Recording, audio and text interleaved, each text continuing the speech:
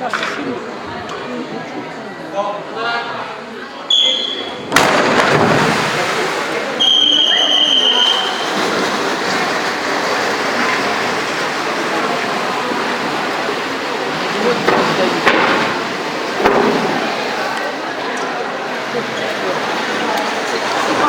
tulles rääkisin just ülikoolide ja keskkoolide toimuvad kõik keskkooli, et võetakse alustusele hindadest ja ülikoolid üldiselt on osaliselt tasulised kohad, tasuta kohad.